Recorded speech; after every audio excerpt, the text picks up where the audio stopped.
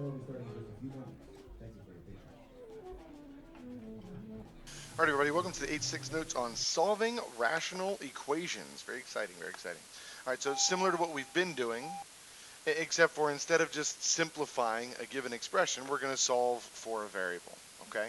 Um, Big deal to understand.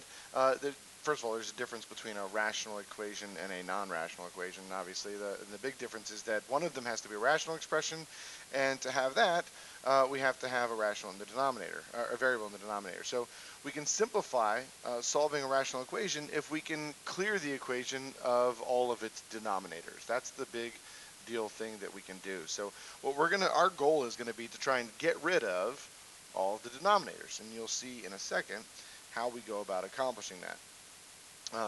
Essentially, we're going to multiply both sides of the equation by something that would eliminate it.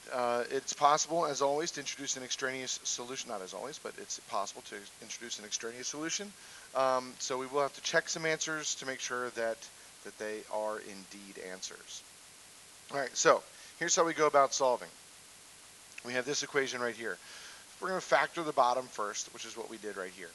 And what I notice is that if I multiply, okay, if I multiply both sides by this, okay, if we multiply both sides by the least common denominator, what will happen is it will eliminate, it will clear all of the denominators. So if we multiply this side of the equation by the denominator, then these divide out to 1, and I'm just left with 2.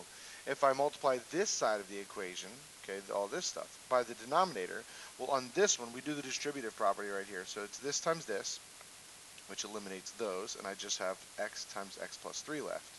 Okay, then, let me change colors so you can see it. Then I'm going to distribute to this one, which eliminates this and this, so it's x times x minus 3. Well, now I just have an equation. I have a quadratic equation. I go about solving that the way I would go about solving any quadratic. Right? That's really all I have to do. I have to eliminate the denominators, and I'm good to go. Here, the least common denominator, right, I factor this and get x plus 2 times x plus 1.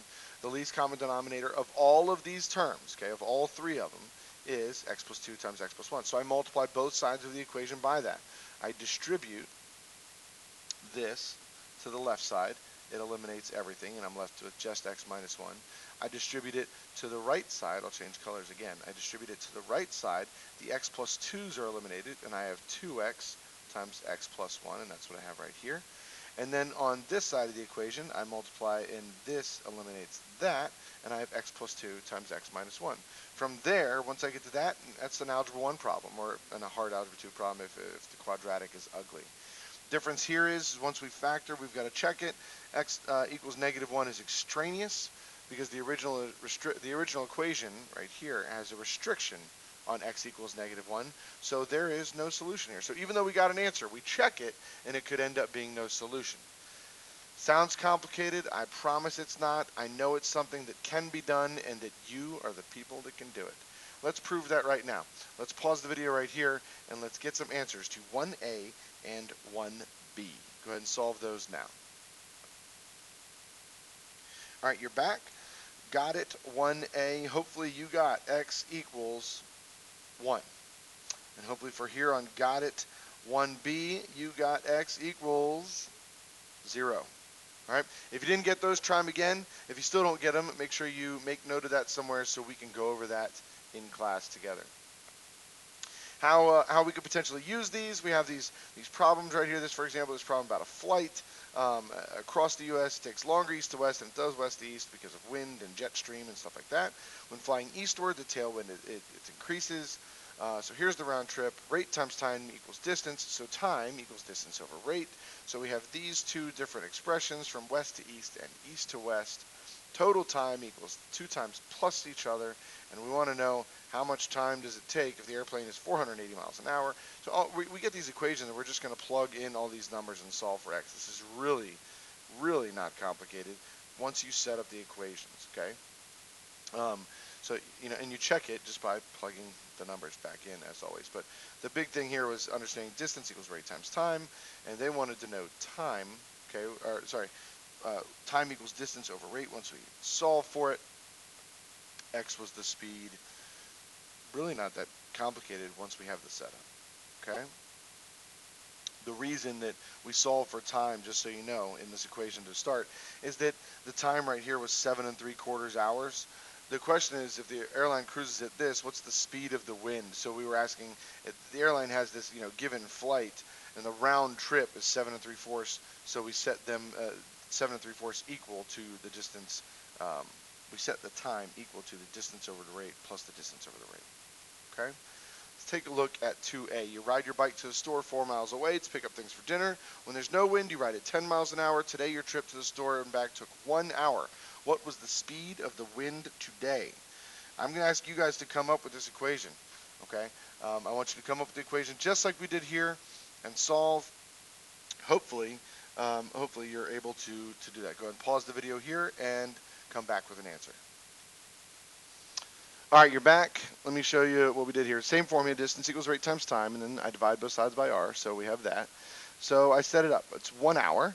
The distance was 4 miles, and on the way there, it was 10 miles plus the wind, and on the way back, it was 10 miles. That's a minus 10 miles minus the wind, and here on the way there, it doesn't matter which way the wind is blowing because I'm going to have to go both directions. So one of the directions it was against the wind, and one of the directions it was with the wind, and then I multiply, this is the big thing, I multiply both sides, yikes, multiply both sides by 10 minus x times 10 plus x. Well, times 1, that just is itself. And then over here, I end up simplifying, and I get 4 times 10 minus x, and plus 4 times 10 plus x. And then it's just a quadratic that I work my way and solve. And hopefully, you got x squared equals 20.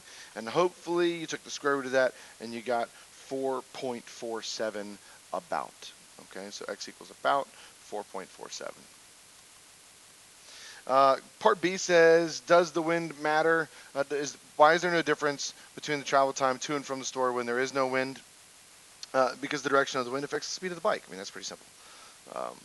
No problem there. We're also able to do these in your calculator. The way to do them in your calculator is to graph this, putting it in very carefully with parentheses, and then to graph this, and then look for intersections. And it's really just as simple as that. What's the x value when y1 and y2 are the same? Yeah, no problem. Hopefully you can see it. Your Casio finds the intersection much, much easier. And then you check it. So no problem. So go ahead and try and solve this one on your calculator. Let's see what you get there. Go ahead and solve that. It's going to be a decimal. I'll give you a spoiler alert, decimal coming. All right, you're back. Hopefully you got 0.27 repeats. That's it for the notes, guys. Really quick, really brief, but not exactly easy. Let me know if you have questions. If not, I'll see you next time. Bye.